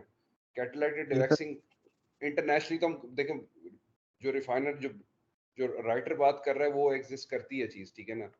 It is a Kuwaiti writer है, जाहिर सी बात है कुवैत का एक अलग ही फिनोमेना है, जिस तरीके से उनकी प्रोसेस की कह लें अपग्रेडेशन है उनकी, हमारी ऐसा जितनी नहीं है। मैंने वही बात बताई है बेटा, जैसा कि आपके इज्जत माब वजीर आजम आपकी जो बात करते हैं कि बेगर्स कांट बी चूजर्स, हमारे पास बेटा ये सारे डिसमेंटल्ड प्लांट्स हैं, माँ सिवाय से एक पाकर रिफाइनरी जो कि हमारे पास 0 मीटर पेटी पैक हमने इस्तेमाल की, मतलब हमने उसको इंस्टॉल इरेक्ट करके कमीशन करा है। अपार्ट फ्रॉम दैट हमारे पास सारे यूज प्लांट्स हैं जो कि अपनी शेल्फ लाइफ अपनी अपनी कंट्रीज में पूरी कर चुके हैं, ठीक है। Now coming towards the feeds and the products, normally जैसे कि ऊपर जिक्र कर दिया गया कि high molecular weight feed is converted into low molecular weight feed. So majority vacuum gas oil is the main feed for hydrocrackers. However, a variety of feeds can be used. A variety of feeds can be used as mentioned in table 7.11. That is, depending on your feed, your products will be changed. अब आप एक चीज note करें, kerosene use कर रहे हैं तो उससे ऊपर की चीज बनेगी, डीजल यूज कर रहे हैं तो उससे ऊपर की चीज बनेगी, यानी the moment you are going down towards the column, मतलब एटमॉस्फेरिक कॉलम के ऊपर आप उसको जहन में रखें, उसकी साइड स्ट्रीम्स को जहन में रखें। जितना नीचे से शुरू करेंगे उसकी ऊपर की चीजें बनना शुरू हो जाएंगी, जितना ऊपर से शुरू करेंगे, अब देखिए नेफ्था का जिक्र नहीं आ रहा, केरोसिन का जिक्र जरूर है, केरोसिन का जिक्र जरूर है, ऐसा नहीं कि नेफ्था को आप हाइड्रो क्रैक कर रहे हैं, यानी ये मतलब माशाल्लाह माशाल्लाह फिर तो आप वाकई फिर दाऊद का इंजीनियर होगा जो आप नेफ्था को हाइड्रो क्रैक करेगा, जरूरत नहीं है। देखिए हैवियर फीड स्टॉक्स को लेके चलना है आपने, kerosene is a heavier feed stock, ठीक है ना, ऐसा नहीं है ये C11+ होता है आपके पास, ठीक है ना। If straight run diesel is being used as a feedstock, definitely what will you get? Naphtha और जेट फ्यूल, उससे ऊपर का मतलब डीजल के ऊपर का कट निकल आएगा आपके पास, क्रैकिंग चल रही है ना बेटा, तो हायर मॉलिक्यूलर वेट टूट के लोअर मॉलिक्यूलर वेट में जा रहा है। Similarly gas, atmospheric gas oil का जिक्र कर रहा हूँ तो उसमें naphtha plus jet fuel plus diesel आ जाएगा। वैक्यूम गैस ऑयल का जिक्र कर रहा हूँ तो उसमें मेरे पास ल्यूब ऑयल का भी कंटेंट मौजूद होगा। सिमिलरली FCC का लाइट साइकिल ऑयल या FCC का हैवी साइकिल ऑयल, ये भी एट द एंड क्या प्रोड्यूस कर रहा है? डिस्टिलेट्स डिस्टिलेट्स डिस्टिलेट्स, यानी मिडिल डिस्टिलेट, आपका मेन मोटिव ही मिडिल डिस्टिलेट्स की प्रोडक्शन है। देखिए मेजॉरिटी आपने प्रोड्यूस कर ली है किसमें? क्रूड डिस्टिलेशन में। क्रूड डिस्टिलेशन के बाद अगर आपके पास कुछ अलग प्रोसेस मौजूद हैं जहां से आप प्रॉफिटेबल प्रोडक्ट्स को और ज्यादा मैक्सिमाइज कर सकते हैं, तो ये आपके पास कुछ प्रोसेसेस होती हैं। अगर रिएक्शन स्कीम की तरफ जाएं हाइड्रोक्रैकर की, रिएक्शन स्कीम हमें क्या बताती है? The hydrocracking chemistry. The first reaction concerns with the alkane hydrocracking. R being an alkyl radical, जाहिर सी बात है complex radical होगा. It is converted into what? Further alkanes. Then hydrodealkylation takes place. Hydrodealkylation takes place यानी hydrogen की requirement के पेश नजर आपके पास जाहिर सी बात है एक बेंजीन का रिंग बना हुआ है, ठीक है ना, it is attached to a certain alkyl radical. that alkyl radical is basically taken off and what remains benzene. फिर further क्या हो रहा है, further cracking हो रही है, further this benzene ring opens and it converts into what, a नेपथीन. नेपथीन में convert होता है, नेपथीन में कन्वर्ट होके क्या हो गया आपके पास बेटा, स्ट्रेट अवे आपके पास एल्केन आ गया, यानी साइक्लिक एल्केन से alkene, aromatic, cyclic alkene, alkenes. ठीक है. Reaction number 4 is hydro isomerization. Isomerization क्या है बेटा? Anyone, can anyone tell me the definition of isomerization? कोई बच्चा बताना पसंद करेगा?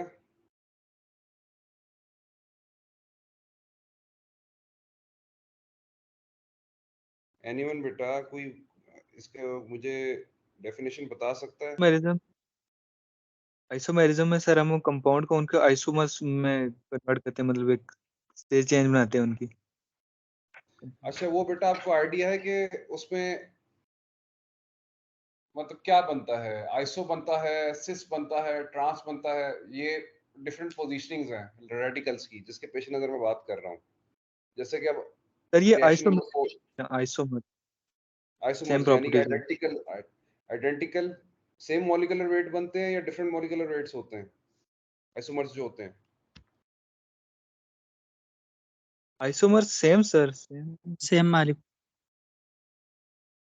गुड. Anyone else? बच्चे सही कह रहे हैं, मती सही कह रहा है? कोई ऐड अप करना चाहेगा बेटा? नहीं? चले. Coming towards reaction number 5, polynuclear aromatics hydrocracking. अच्छा, हमारे पास हाइड्रो ट्रीटिंग के अंदर पॉलीन्यूक्लियर कंपाउंड्स मौजूद थे, लेकिन the severity of polynuclear aromatics ये बहुत ज्यादा सिवियर है. यानी कि देखिए बेंजीन के कितने रिंग्स हैं, वो रिंग ओपन होंगे, ओपन होते होते होते होते आइसोहेक्सेन तक जाते जाते आपके पास ठीक ठाक टाइम लगता है, ठीक ठाक टाइम लग जाता है. सिवियरिटी भी बढ़ जाती है, टेम्परेचर्स का भी जिक्र आ जाता है, हाई प्रेशर्स का भी जिक्र आ जाता है. आप अंदाजा लगा लेंगे इसकी severity as compare to hydro treating ज्यादा होती है. if you look at the classification of a bifunctional catalyst, अगर हम bifunctional catalyst या dual function, bifunctional से क्या मुराद है, dual function catalyst का जिक्र कर रहे हैं. अब हमारी requirement क्या है? Now what is our requirement? If we want the cracking function and at the same time we want the hydrogenation function, यानी कि bifunctional है, मतलब अंदाजा लगा लें पेनाडोल की गोली है, पेनाडोल की गोली को आप सेंटर से स्लाइस करें या उसके सेंटर लाइन आप बना दें, लेफ्ट साइड मतलब one portion represents the acid support, the other portion represents the metal support. Acidic support के लिए आपके पास क्या orientation है of catalyst mentioned है आपके पास? You can use amorphous, silica, alumina, halide, aluminium plus halide.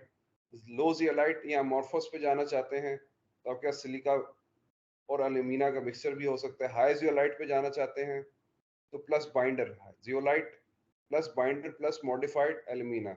Coming towards the hydrogenation function or the metallic function, you need noble metals. Noble metals में आपके पास क्या क्या होते हैं normally? Platinum and palladium. Normally platinum को use किया जाता है, palladium क्योंकि बेटा पाकिस्तान में हाइड्रो क्रैकर है नहीं तो हम as such कोई आइडेंटिफाई नहीं कर सकते कि whether platinum is a very good option or a palladium is a very good option. Apart from the noble metals, we can also employ non-noble metals. That is from group 6A, that is molybdenum, tungsten, group 8A, cobalt and nickel, depending on our requirement. ठीक है. अच्छा, hydrocracking catalysts have a cracking function and a dehydrogenation function. The cracking function is provided by an acidic support, where the dehydrogenation function is provided by active metals. The acidic support can be amorphous oxides, silica alumina, a crystalline zeolite, mostly modified Y zeolite. ये sort of zeolite एक होता है, structure है, plus binder that is alumina, and a mixture of crystalline zeolite and amorphous oxides. Cracking and isomerization reaction takes place on the acidic support. The metals providing the hydrogenation, ठीक है, cobalt, nickel feedstock.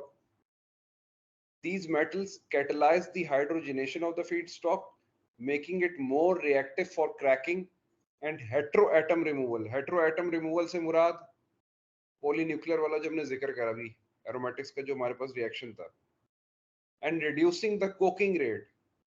They also initiate the cracking by forming a reactive olefin intermediate via dehydrogenation. The ratio between the catalyst cracking function and the hydrogenation function can be adjusted to optimize the activity and selectivity depending on your requirement. You as a refiner, it is your requirement, as it is your prerogative. What do you want? Do you want to optimize the activity of the catalyst, or do you want to look towards the selectivity towards a certain product? If you are using a very heavy feed, तो definitely आप distillates की तरफ जाना चाह रहे हैं, ऐसा ही है. तो activity and selectivity goes along with your own prerogative कि आप चाहते क्या हैं. The relative strength of the different hydrogenation components and cracking acid components and hydrocracking catalysts are shown in table 7.2. वही चीज का जिक्र जो हाइड्रोट्रीटिंग में था उसका कमोबेश हमारे पास रिगार्ड्स टू स्ट्रेंथ का जिक्र आ गया कि आपकी रिक्वायरमेंट क्या है. क्रैकिंग बहुत एक्सट्रीम लेवल पे चाहिए, माइन्यूट लेवल पे चाहिए. हाइड्रोजनेशन का जिक्र हमने करा था हाइड्रोट्रीटिंग के अंदर, तो कोबाल्ट मोलिब्डेनियम का जिक्र था. निकल मोलिब्डेनियम थोड़ी और सिवियरिटी की तरफ चले गए, निकल टंगस्टन की तरफ चले गए तो और सिवियरिटी आ गई.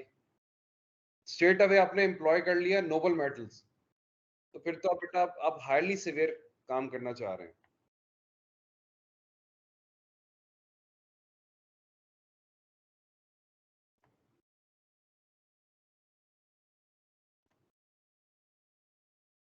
ठीक है बेटा. अब आगे आगे क्या कहता है,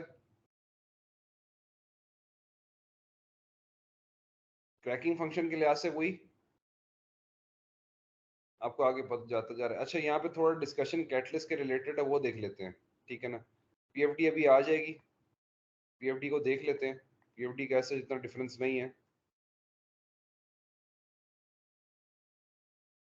कैटलिस्ट को थोड़ा डिस्कस कर लेते हैं. कैटलिस्ट का आपको आइडिया भी होगा, लेकिन ये देख लेते हैं what the writer is trying to tell us. Catalysts with amorphous supports are still in commercial use. Primarily, we are maximizing the production of middle distillates or conversion to lube oil blending stock are objectives. Amorphous hydrocracking catalysts contain primarily amorphous silica alumina. The hydrocracking catalysts described so far are used primarily for hydrocracking gas oils and FCC cycle oils. Again, हाइड्रोक्रैकर तो पाकिस्तान में है नहीं, तो FCC का भी जिक्र नहीं है. किसी बच्चे को पता है कि एफसीसी पाकिस्तान में कौन सी company right now is in the phase of installing it? Anyone?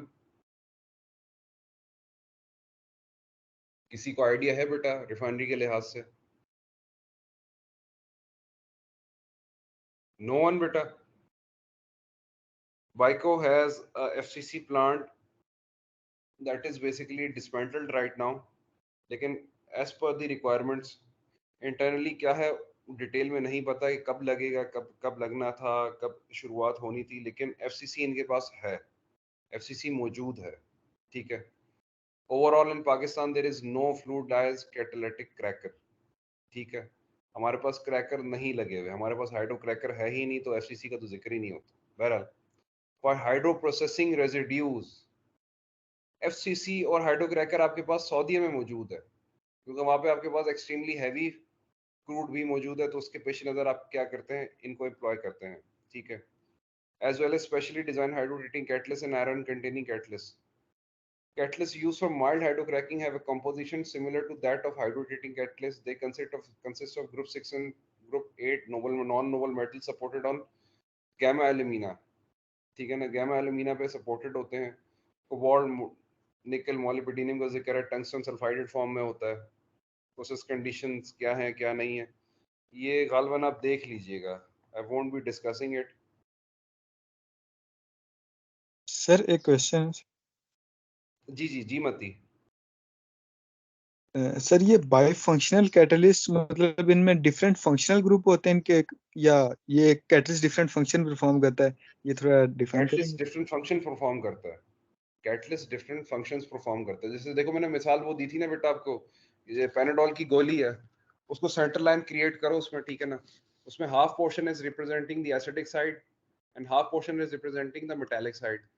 अब द मोमेंट ये कैटलिस्ट है, ठीक है ना, होगा क्या, बेड पे कैटलिस्ट मौजूद है आपका, ठीक है ना, फीड एक सर्टेन फ्लो रेट से आ रही है। अगर हमारे पास एसिडिक साइड ऊपर है तो जाहिर सी बात है एसिडिक रिएक्शन टेक प्लेस करेगा। अगर हमारे पास मेटालिक साइड ऊपर है तो मेटालिक रिएक्शन मतलब वो हाइड्रोजनेशन वाला मतलब वो हमारे पास रिएक्शन टेक प्लेस करेगा। होगा क्या, ये बाय फंक्शनल से मुराद है कि एक एक एक जर्रे से आप दो काम ले रहे हैं, एसिडिक रिएक्शन भी टेक प्लेस चल रहे हैं और हाइड्रोजनेटेड या मेटालिक जो मेटालिक इन्फ्लुएंस आपके पास जो आपके पास वो हैं रिएक्शंस वो टेक प्लेस कर रहे हैं। तो बाय फंक्शनल से ये मुराद है, ड्यूल फंक्शन आ गया ना बेसिकली। अच्छा, now coming towards table okay sir. 7.13 types of catalysts used in different hydrocracking processes। अच्छा, सिंपल स्टेज है, वन स्टेज है या ड्यूल स्टेज है, डिपेंडिंग ऑन योर सिवियरिटी है। अब सिवियरिटी कितनी रिक्वायर्ड है आपको, देखें जहाँ पे नोबल मेटल्स का जिक्र आ रहा है तो डेफिनेटली आपका सिवियरिटी हाई हो जाती है।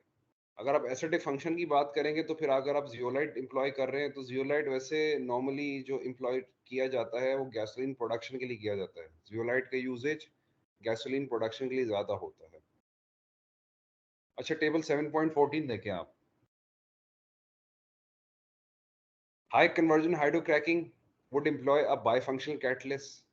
उसमें आपके पास amorphous silica plus alumina use किया जा सकता है, जियोलाइट यूज किया जा सकता है। यानी एसिडिक फंक्शन के लिए मैंने amorphous silica alumina and zeolite, ठीक है। हाइड्रोजनेशन के फंक्शन के लिए मैंने क्या रखा, नोबल मेटल्स या नॉन नोबल मेटल्स का जिक्र कर लिया, ठीक है। देखिए कोबाल्ट निकल के साथ यूज हो रहा है तो मोलिब्डेनियम टंगस्टन के साथ यूज हो रहा है। माइल्ड हाइड्रोक्रैकिंग में जाऊंगा तो मेरे पास मोनो फंक्शनल और bi functional. It is my requirement कि मैंने कितनी माइल्ड हाइड्रोक्रैकिंग के अंदर मेरे पास देखो एंड प्रोडक्ट में क्या निकालना चाह रहा हूँ। कैटलिस्ट की orientation is dependent on the product orientation, the product requirement by the refiner के आप रिफाइनर कौन से प्रोडक्ट की तरफ शिफ्ट करना चाह रहा है उसी लिहाज से आप चेंज करते रहते हैं। सिमिलरली एफसीसी का जिक्र आ गया तो मोनो फंक्शनल, यानी कि आप एफसीसी में जो कैटलिस्ट यूज होता है जियोलाइट का जिक्र आ गया तो डेफिनेटली आप गैसोलीन प्रोडक्शन की तरफ जा रहे हैं, ठीक है। एक मिनट बेटा। Furthermore, thermodynamics of thermodynamics and kinetics, aromatic hydrogenation, paraffin hydrocracking, naphthalene hydrocracking, and aromatic hydrodealkylation reactions all are exothermic, and careful control of fixed bed temperature is required. This is usually done by gaseous quenches in the reactor. Gaseous quenches का क्या मतलब होता है, sudden cooling, sudden drastic cooling यही कहते हैं ना बेटा, क्वेंच करने का क्या मकसद होता है। जस्ट अ मोमेंट बेटा।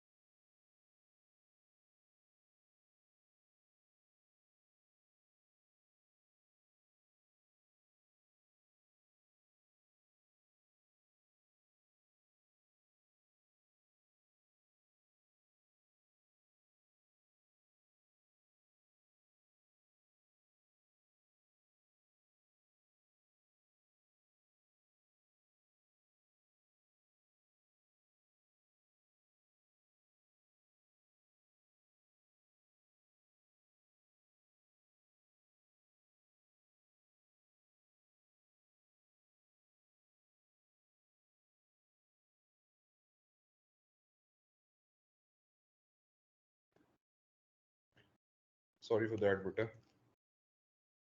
अच्छा थर्मोडायनेमिक्स का जिक्र हो गया। अच्छा टेबल 715 देख लेते हैं। देखें जितनी कॉम्प्लेक्सिटी ऑफ मॉलिक्यूल्स आ रही है उतना एक्सोथर्मिक हाईली एक्सोथर्मिक आपका रिएक्शन होता है, ठीक है। अब जैसा कि आप देख लें एरोमेटिक्स की हाइड्रोजनेशन की तरफ जा रहे हैं तो the amount, the extent of heat, average heat of reaction that is liberated is approximately -210 kilojoules per mole. Similarly देखें जितना severity कम होती जा रही है अगर पैराफिन्स पे आ रहे हैं तो मॉलिक्यूल इतना as such complex structure पे नहीं है, हीट लिबरेशन हो रही है लेकिन एज कंपेयर टू एरोमेटिक्स की हाइड्रोजनेशन इतनी ज्यादा नहीं हो रही। सिमिलरली आगे बढ़ते जाएं, conversion with respect to kinetics देखी जा रही है, उसको भी आप थोड़ा सा देख लीजिएगा। अच्छा अब आ जाते हैं मेन प्रोसेस के स्कीम के ऊपर कि हमारा प्रोसेस स्कीम होगी किस तरह से। जी जी बेटा। सर इसमें एक लाइन है कि ऊपर डिफाइन किया कि this is usually done by, नहीं वो this is usually done by gases quench in the reactor. ये gases quench in the reactor ये कैसे फिनोमेना एग्जिस्ट करता है, कैसे होता है ये इनसाइड गैस क्विंचिंग कैसे होती है देखें रिएक्टर के नॉर्मली इनसाइड कैसे? मैं बताता हूँ एक मिनट। गैस क्वेंच का जिक्र इसने गालबन किस जगह पे लिखा हुआ था बेटा, दोबारा बताएं। गैस क्वेंच एक दफा प्रोसेस की स्कीम को देख लेते हैं ना, वहां पे आइडिया होता है कि गैस का क्वेंच क्या चल रहा है। बेसिकली गैस क्वेंचिंग आपके समझ लें आप हाइड्रोजन तो एडिशन आपके पास जाए जा रही है ना, हाइड्रोजन तो आप ऐड कर ही रहे हैं, ठीक है ना। ये क्वेंच आपके पास टेम्परेचर्स कंट्रोल करने के लिए किया जाता है। देखिए टेम्परेचर आपके जब क्रैकिंग हो चुकी होती है विद इन द प्रोसेस, जहाँ जहाँ पे आपके पास टेम्परेचर एक्सीडिंगली हाई जा रहे होते हैं, आप अब उसको अपने टेम्परेचर्स को लोअर डाउन करना है। लोअर डाउन नहीं करना होता, बेसिकली उसको टेम्परेचर्स को स्टेबल रीजन में लेकर आने की कोशिश करते हैं। स्टेबल रीजन में ले जाने के लिए आप गैस की क्वेंच का जिक्र इसलिए ऐसे कर रहे हैं कि आप ऐसी गैस को दोबारा रीइंसर्ट करेंगे with in the process that would basically should have some effect on the temperature side, क्योंकि टेम्परेचर लिंक कहाँ पे कर रहा है, क्रैकिंग की तरफ जा रहा है। टेम्परेचर लिंक क्रैकिंग से जा रहा है ना। मैं क्रैकिंग को ज्यादा हद तक कंट्रोल नहीं कर सकता, लेकिन ये है मैं टेम्परेचर की कंट्रोलिंग की तरफ जा सकता हूँ। हाइड्रोजन अगर मेरे पास एक्सीडिंग, यहाँ पे गैस क्वेंच से मुराद मेरे नजदीक हाइड्रोजन ही होगा, क्योंकि इसके अलावा आप और भी गैस अंदर डाल नहीं सकते अगर गैस क्वेंच का वो जिक्र कर रहे हैं।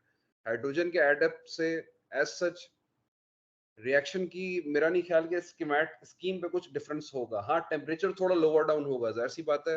हाइड्रोजन का अपना पार्शियल प्रेशर होगा और रिएक्टर्स का अपना प्रेशर होगा, तो वहां पे जाके कोई चीज आपकी मिनिमाइज होगी, कहीं ना कहीं मिनिमाइज आपने करनी है, क्योंकि टेम्परेचर को ज्यादा अपने कंट्रोल मैन फैशन में लेके चलना है। तो गैस क्वेंच से आई perceive is के it is talking about hydrogen right now, what I perceive, जो मेरी अंडरस्टैंडिंग मुझे समझ आ रही है। वरना आप इसको एक दफा नेट पे गो थ्रू कर लीजिएगा। आई माइट बी रॉन्ग, देख लीजिएगा, जो भी चीज हो मुझे समझ बता भी दीजिएगा, ठीक है ना। इसको पार्शली आप समझ लें कि सच कहा है मैंने, पार्शली शायद इसमें थोड़ी बहुत एम्बिग्विटी है। रिसर्च आउट करके देख लीजिएगा आप, ये और अच्छी अंडरस्टैंडिंग हो जाएगी। मुझे भी बता दीजिएगा, शायद मैं गलत भी हूँ इस बारे में, लेकिन मेरी अंडरस्टैंडिंग मुझे ऐसे। जी जी डिहाइड्रो, ये quenching I think sir dehydro के लिए नहीं कहते, हाइड्रोजन को रिमूव करने निकालने के लिए, लाइक क्या सच में नहीं गैर सर वो पेट्रोकेमिकल में पढ़ा था ना सर। पेट्रोकेमिकल में एक था कि इथाइलिन से जब हम विनाइल क्लोराइड बना रहे थे तो उसमें सर हम गैसेस से रिएक्शन करवा रहे थे जिसमें क्वेंचिंग हो रही थी, तो हमारा विनाइल क्लोराइड बन रहा था, उसमें हमारा हाइड्रोजन रिमूव हो रहा था। देखो क्वेंच का रिमूवल तुम एक जगह सही बात कर रहे हो, कि हाँ हो सकता है, ठीक है। लेकिन देखो यार क्वेंच का लुगवी मायने क्या है, क्वेंच का लुगवी मायने आपने क्या पढ़ा है? क्वेंच बेसिकली क्या किया मतलब जाता है? राष्ट्रीय मतलब कूलिंग एक, होती है सर। देखो किसी चीज को एक्सटिंग्विश करना, खत्म करना, यहाँ पे क्वेंच करा जा रहा है, टेम्परेचर के मुनाजर पे किया जा रहा है। क्वेंचिंग का जो जिक्र आ रहा है ना, जो तुमने देखो, जो तुम कह रहे हो ना बात पेट्रोकेमिकल वाली, वो भी बात अपनी जगह ठीक होगी, ठीक है ना।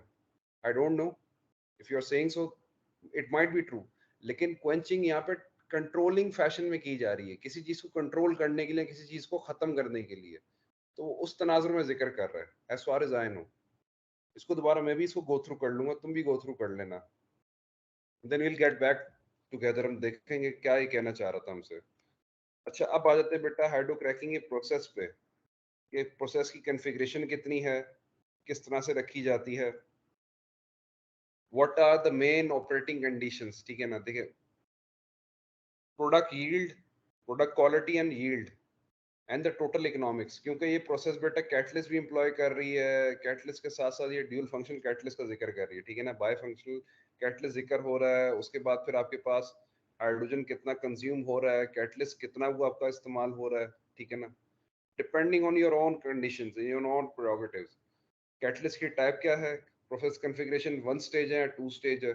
1 स्टेज होगा तो यानी कि it enters from point A and it leaves from point B, ठीक है। 2 स्टेजेस में भी यही है, लेकिन डिपेंड करता है, अगर आपने रिसाइकल लेके चलने तो अनट्रीटेड चीज को आप दोबारा रीराउट करके दोबारा प्रोसेस की कॉन्फ़िगरेशन में लेकर आ सकते हैं। ऑपरेटिंग कंडीशन में जाते हैं, how much conversion is needed, ठीक है। एक्स की वैल्यू कितनी है आपकी रिक्वायरमेंट, 90% है, 70% है, 60% है, 50% है। Normally it is within the range of 50 to 70% as far as I know, as far as I can recall, 50 to 70% के दरमियान होती है। 100% कभी नहीं करते, कभी नहीं करते बेटा, इतनी ज्यादा। देखो, क्रैकिंग यानी कन्वर्जन लेवल अगर आपने एक्सट्रीमिटी की तरफ लेके जाना है तो आपके पास कोकिंग भी उतनी ही मिकदार में ज्यादा बनेगी, ठीक है ना। ऐसा नहीं कि कोकिंग आपके पास कम से कम हो। Then coming towards the maximization of certain product, देखो बात वही आ गई। अगर मैंने गैसोलीन की तरफ मैंने टिल्ट करना है तो मैं जियोलाइट्स के यूजेज पे जाऊंगा। अगर मैंने दूसरी चीजों पे ज्यादा मेरा फोकस है, ठीक है, तो मैं उस लिहाज से लेके चलूंगा। प्रोडक्ट की क्वालिटी, कैटलिस्ट साइकिल, हाइड्रोजन का पार्शियल प्रेशर, ये बेटा प्राइम कंसर्न होता है आपके पास, क्योंकि जो प्रोसेसेस खड़ी, जिनकी मतलब बुनियादें ही हाइड्रोजन पे खड़ी हुई है, कि हाइड्रोजन के यूजेज पे, हाइड्रोजन किस तरह से यूज किया जा सकता है। और हमारी जितनी भी प्रोसेसेस जो कि रिफाइनरीज में, वो हाइड्रोजन डिपेंडेंट हैं कुछ प्रोसेसेस, ठीक है ना, जो कैटालिटिक प्रोसेसेस हैं। तो उसके हिसाब से बेटा इसका जो पार्शियल प्रेशर है ये बड़ा मैटर करता है। Then coming towards the liquid hourly space velocity, जैसा कि हमने हाइड्रोटेटिंग में जिक्र करा था, उसी तरीके से यहाँ पे भी this point is also a prime concern. And the last one is the feed to hydrogen recycle ratio, कितनी अनकन्वर्टेड फीड रिसाइकल हो रही है और कितनी अनकन्वर्टेड हाइड्रोजन रिसाइकल हो रही है। इन दोनों का रेशो बहुत मैटर करता है। एट द एंड प्रोडक्ट, आपकी प्रोडक्ट की क्वालिटी क्या आपने मेंटेन रखी है और आपने किस प्रोडक्ट को मैक्सिमाइज ज्यादा कराना है। फिगर 7.2 ये आपको रिलेटिव रेट्स बताती है, rates of reactions under hydrocracking conditions. Hydrogenation की तरफ जाना है या ring open by dealkylation. Similarly आपको उस लिहाज से बता रहा है, अगर पोली एरोमेटिक्स हैं दैट कंटेन्स व्हाट, फिनैंथ्रीन्स होंगी, फ्लोरीन्स हो सकती हैं, टेट्राहाइड्रोफिनैंथ्रीन्स हैं। अब उसके रिलेटिव रेट्स कितने हैं, 0.9 to 1, और नीचे आते रहेंगे डाइनेप्थीन बेंजीन्स, और नीचे आते रहेंगे मल्टी रिंग नेप्थीन्स है। अब सिमिलरली अब रेट अगर हॉरिजॉन्टली इंक्रीज होता जा रहा है, तो मेरी मकसद क्या है बेटा, मेरे करारदादे मकासद क्या हैं, पैराफिन, पैराफिन, बस पैराफिन की तरफ जाना। पैराफिन की तरफ क्यों जाना, क्योंकि मिडिल डिस्टिलेट्स की ओरिएंटेशन का हमने पढ़ा है। मैक्सिमाइजेशन तो बेटा ये प्रोसेसेस कब एम्प्लॉय की जाती है, जब आपने किसी प्रोडक्ट को मैक्सिमाइज करना है। ये हाइड्रोटेटिंग वाला कॉन्सेप्ट नहीं है आपके पास, ये जहन में रखना है। देखो उसने इनिशियल आपको क्या बताया कि फीड स्टॉक क्या यूज कर रहे हैं आप, वैक्यूम गैस ऑयल, एफसीसी का लाइट साइकिल ऑयल या एफसीसी का हैवी साइकिल ऑयल, यानी आप उन गंदे से गंदी जो आपके पास स्ट्रीम मौजूद है रिफाइनरी के अंदर, गंदी स्ट्रीम से मुराद ये है कि बहुत हैवी स्ट्रीम मौजूद है, उस हैवी स्ट्रीम को आप यूजफुल बनाना चाह रहे हैं। आपने कॉन्सेप्ट पढ़ा ना बेटा, bottom of the barrel should be maximised, bottom of the barrel should be maximised. ये बॉटम अपग्रेडेशन पे ज्यादा क्या कॉन्सेप्ट चल रहा है, ये बॉटम अपग्रेडेशन का जिक्र आ रहा है बेसिकली। यार जितना कचरा अगर मेरे पास रिफाइनरी में बच रहा है, देखिए मैंने आपको एक मिसाल दी थी, white oils and black oils. ये ब्लैक ऑयल ट्रीटमेंट चल रही है। व्हाइट ऑयल्स तो हमारे पास बेटा वही है ना, नेप्था, केरोसिन, डीजल, ये लाइट ऑयल्स में आ गए। हैवी ऑयल्स में ये सारी चीजें आ जाती हैं। अच्छा, उसके आगे बेटा process configuration,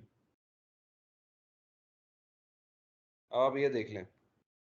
The one stage process shown in figure 714 as below can be used for light feeds with once through or recycle process. In commercial hydrocrackers, a conversion of 40 to 80% of the feed can be achieved. However, if high conversion is required, the, the product from the bottom of the distillation tower is recycled back to the reactor for complete conversion. This configuration can be used to maximize a diesel product and it employs an amorphous catalyst. देखिए बात वही आ जाती है, gasoline बनानी है या diesel बनाना है। Main चीज बीइंग अ रिफाइनर, मेरे जहन में क्या चीज आएगी, यार मेरा प्रॉफिटेबल प्रोडक्ट कौन सा हो सकता है। मोस्ट प्रॉफिटेबल प्रोडक्ट क्या है हमारी पाकिस्तान के सिनेरियो में, it is diesel right now. Diesel क्यों मोस्ट प्रॉफिटेबल है, क्योंकि ये रन डाउन प्रोसेसेस में बहुत कम इस्तेमाल होता है, इसका मेजॉरिटी चंक हम अचीव कर लेते हैं। कभी आपने नोट करा कि बेटा हाइड्रोक्रैकर पाकिस्तान में कहीं लगा हुआ है for diesel maximisation? Even though हमारे पास डीजल मैक्सिमाइजेशन एक लगी हुई है इन मुल्तान साइड, पाकर अपने यूज कर रहे हैं, उसको एम्प्लॉय कर रहा है, लेकिन ओवरऑल अगर आप बाइकों को देखें, एनआरएल को देखें, पीआरएल को देखें, इवन दो आप इनार पेट्रोलियम को देख लें, सब जगह पे डीजल कच्चा कच्चा प्रोड्यूस करके मार्केट में जा रहा है, सिंपल इज दैट। या ओएमसी कंपनीज को आप दे देते हैं, वो फिर आगे उसको फर्दर मार्केट करते हैं। डेफिनेटली रिफाइनर कभी खुद नहीं करता इसको, रिफाइनरी से जो चीज निकल रही है वो खुद उसको मार्केटिंग में नहीं लेके जाएगा। एट द एंड अगर पीएरएल का जिक्र आता है, पीएरएल भी जो प्रोडक्ट निकाल रहा है वो ओएमसी को दे रहा है, ठीक है ना। बाइको की अपनी, क्योंकि उनकी ओएमसी कंपनी है, बाइको ओएमसी चला रहा है तो वो अपने हिसाब से लेके चल रहा है। अच्छा, एट द पीएफडी को देखे तो वन स्टेज रिएक्टर के लिहाज से देखा जा रहा है, dotted line is basically showing you the recycle side, ठीक है ना। Makeup hydrogen along with the feed enters the reactor। अब ये स्टेजेस बनी है, रिएक्टर के बेड्स हैं, यानी कि 4 बेड्स हैं आपके पास, ठीक है ना। सिंगल कॉलम के अंदर 4 बेड्स हैं। The converted feed is then rerouted towards separators high and low pressure। Low pressure के बाद सिंपल फ्रैक्शनेटर में लेके चले जाते हैं, यानी आपकी जो सवाबदीद थी, आपने नेफ्था बढ़ाने के लिए काम करा था, आपने जेट फ्यूल या केरोसिन का जिक्र कर रहे थे या आप डीजल का जिक्र कर रहे थे, आपके बाद इस फ्रैक्शनेटर का जो बॉटम है, अगर आप इसको रिसाइकिल करना चाहते हैं तो इट इज योर प्रेरोगेटिव। अब अगर आप कन्वर्जन आपकी बहुत एक्सट्रीम पे लेके जाना चाहते हैं, देखिए अगर रिसाइकिल करोगे तो बेटा कैटलिस्ट बहुत ज्यादा डीएक्टिवेट होगा, ये तो अंडरस्टूड सी बात है, क्योंकि इस फ्रैक्शनेटर का bottom as compare to feed क्या होगा, गंदा होगा, ज्यादा गंदा होगा।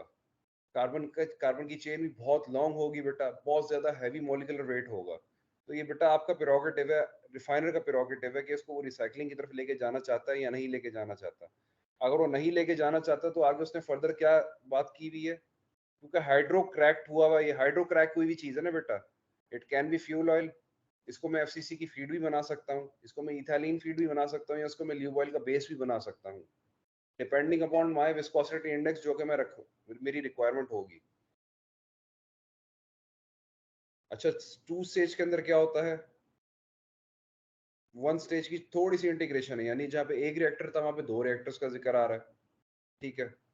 The 2-stage operation, the effluent from the first stage reactor is sent to a separator and a fractionator. The fractionator bottom is further rerouted toward another reactor, यानी कि ये सेकंड स्टेज पे जा रहा है। पहले स्टेज रिएक्टर में ऐसा नहीं कि अब आपके पास यहाँ पे क्या था, आपने इस फ्रैक्शनेटर के बॉटम को आपने दोबारा फर्स्ट रिएक्टर में रिसाइकिल कर दिया था, नहीं, आपने क्या करा, आपने इसको फर्दर एक और रिएक्टर में लेके चले गए, ठीक है। फर्दर इसको आप रिएक्टर में लेके गए और वहीं पे सेपरेटर के बॉटम को आपने दोबारा फ्रैक्शनेटर में, यानी एक ही फ्रैक्शनेटर एम्प्लॉय किया जा रहा है, ऐसा नहीं कि इस सेकंड रिएक्टर के आगे सेकंड फ्रैक्शनेटर लगाया हुआ है। एट द एंड सेपरेशन देखो, जब क्रैकिंग हो चुकी है तो आपने एंड में क्या करना है, सेग्रीगेशन करनी है ना बेटा, वो चीज आपके पास अचीव हो जाएगी फ्रैक्शनेशन में, ठीक है। In both configurations, the hydrogen is separated in the high pressure separator and recycled back to the reactor. The hydrocracking catalyst in the first stage has a high hydrogenation acidity ratio, causing sulfur and nitrogen removal. In the second reactor, the catalyst is used of low hydrogenation acidity ratio in which naphtha production is maximized. अब ये international outlook है, ये extremely international outlook है. पाकिस्तान में ऐसा outlook नहीं है कि हम इतना सिवियरिटी से हम सोच के हम प्रोसेस को डिवाइस करके लेके चलें. आई थिंक यहाँ तक सिवियरिटी पे हम बाद में जिक्र कर लेंगे, यहाँ पे इसको वाइंड अप कर देते हैं. ठीक है बेटा. यहाँ पे एज सच अगर कोई दिक्कत है आपको बेटा, go towards the internet. Data आपके पास अवेलेबल है, ठीक है ना. बुक्स में भी जितना डेटा अवेलेबल है, मैंने आपको बुक्स भी रेफर आउट कर दी हैं. इवन दो अगर आपको फिर भी अंडरस्टैंडिंग नहीं होती तो आप बता दीजिएगा, मसला नहीं है. ठीक है ना बेटा. दोबारा रीडिस्कशन कर लेंगे. जितना हम तेजी से हमने टॉपिक्स को कवर करा है, कोई इशू नहीं है बेटा. हम फिजिकल क्लासेस में इसको दोबारा रीडिस्कस कर लेंगे चीज़ों को. ठीक है बेटा. वाइंड अप कर दें यहाँ तक. Okay sir. जी सर. चले बेटा, आपकी अटेंडेंस लगा देता हूँ मैं. एक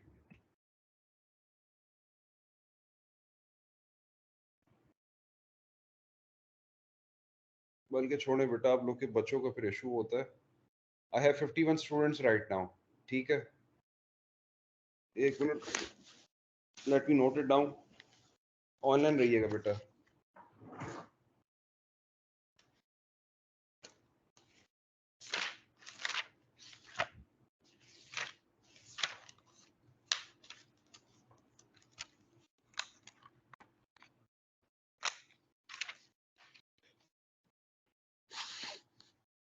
अच्छा जी, रोल नंबर 1,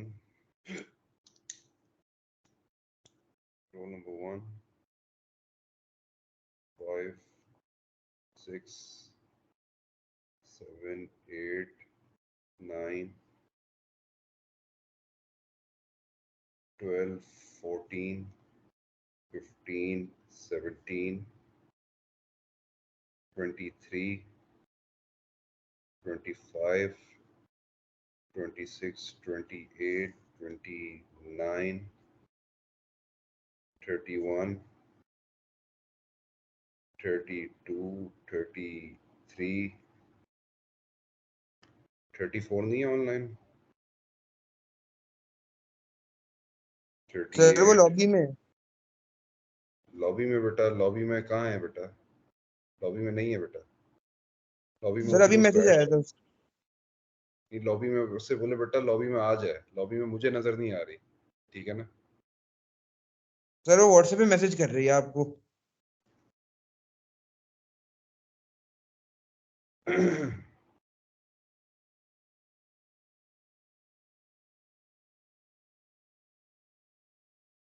बेटा कैसे ऐड करूं? Please check lobby.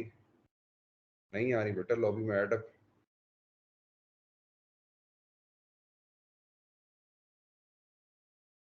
लॉबी में होती बेटा मेरे पास मैसेज आ जाता है ऐड अप करने का. बहरहाल मैं लगा देता हूँ, इशू नहीं है. 33, 34. ठीक है. 38, 40, 41, 42, 44, 45, 46, 50,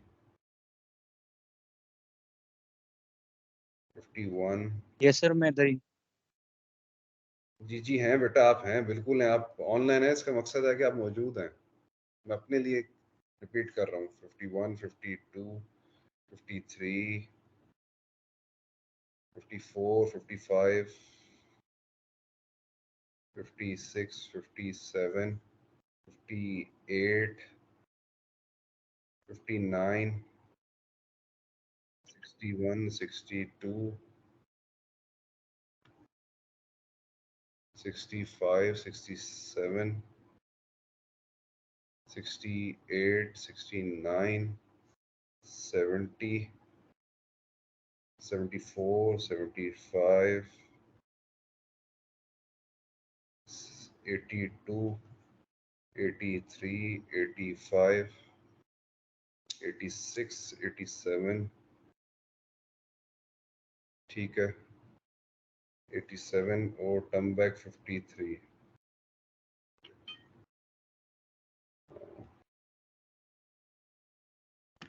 16 रोल नंबर। ठीक है बेटा,